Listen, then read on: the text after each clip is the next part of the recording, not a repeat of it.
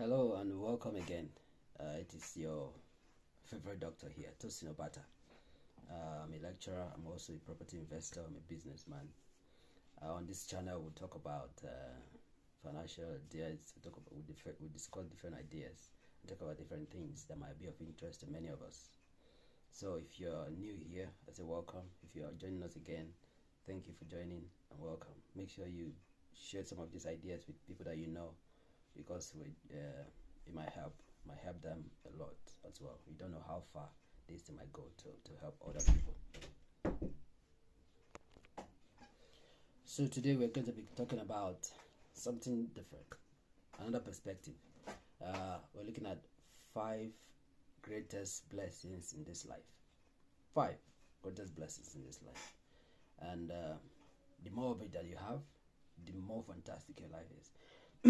Sorry. Number 1 is life.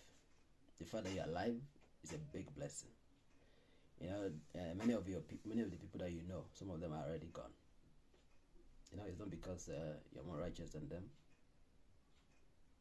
It's just grace. So you are still alive is one of the biggest blessings. How do I know this? Let's say,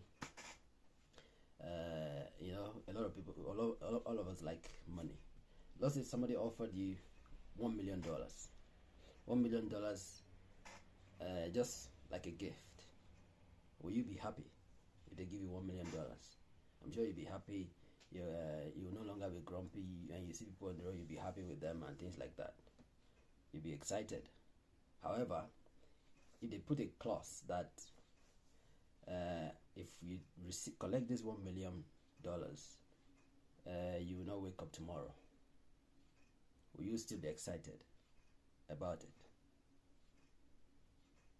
So if you no longer be excited about it, if you want to, okay, take your $1 million back, it means that you consider waking up tomorrow more important than $1 million. So that's how important life is. Life is very important, and it's a great blessing that you're still here. You're still able to breathe in oxygen and you're alive. That's the number 1 of the greatest blessing in this life.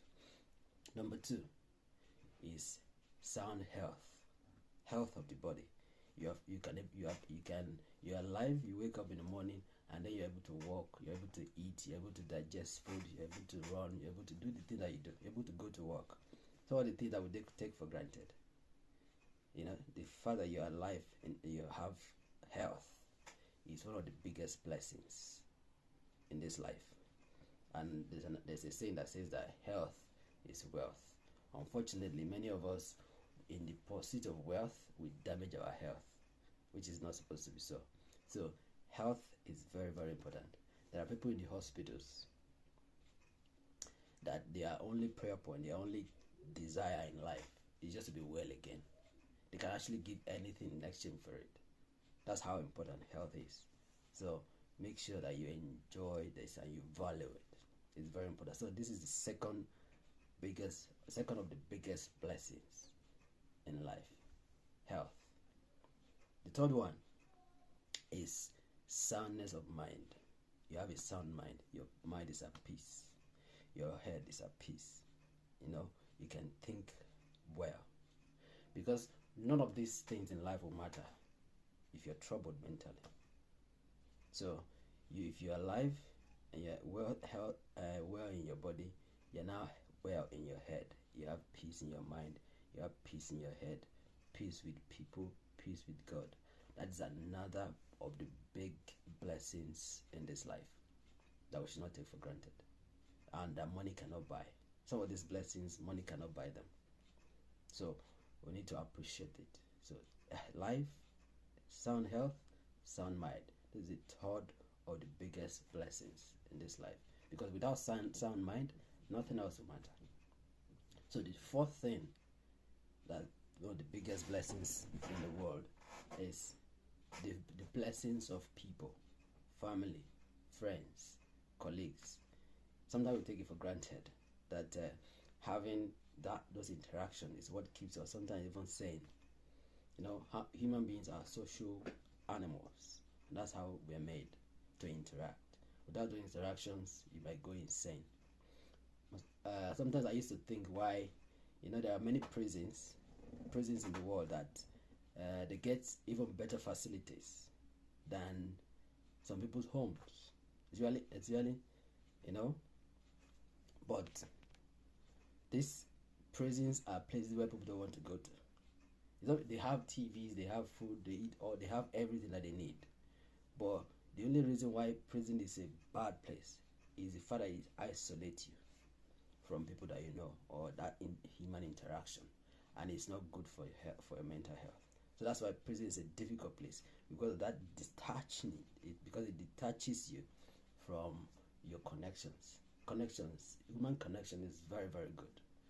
I was reading the book Long Walk to Freedom by Nelson Mandela, and there was a time he was complaining about he was, this man is a very it's like a radical guy. He's always fighting for rights. So there was a time where the food portion they were giving the dark-skinned Africans were smaller and more rubbish compared to the other guys who are lighter skin, and then they were asking them to wear shorts while the other guys were wearing trousers. So he protested, and he didn't like it. So to punish him, they put him in solitary confinement. They isolated him from his mates. He wrote in his book that that was like the most difficult time in prison for him, because of that cut off from human connections. So it is very, very important, the human interaction that we have, human connection that we have. In this, as long as we are on this earth, human beings are the people that God will use to help us. If God wants to bless you, He will send people to you. Maybe people you already know, or people you meet later. But it's about people, about connection. So cherish and nurture your human connections, because that is what is keeping you even to be sane. So, and the last one. So I wanted to now see first one, to be alive. Second one is to have sound health, sound mind. The third one, and then the fourth one is a blessing of people, family, friends, colleagues, relatives. And then the fourth one is, the fifth one is the blessing of control of your time. This one is fundamental. Is big, and it's like the goal for everyone. You are not truly rich, you're not truly wealthy until you have control of your time, and this is where people should aspire to be. If you can have the first four, I would say you are 90-95% wealthy, even though you might not have cash in your hand, in your bank, but the last one, the control of your time, is the one that cash can help you to do. You can now use money to buy yourself time. And when you have control of your time, you become really rich. So you are alive, you have peace of the body, you have peace of mind, you have the blessings of family and friends, you have control of your time, then you are truly wealthy, and your life will be beautiful. So I want us to appreciate some of these things, because we take them for granted in pursuit of other things. Even if you don't have money, if you have the first four, you're already 90% done. So the other 10% should not distract us from the big, the 10% should not distract us from the big 90% that we already have. So we should not take it for granted. So I hope this has helped. Kindly share this with your mates, your people, and let everyone know that there's a lot of blessings to be grateful for. Thank you, and see you in the next video.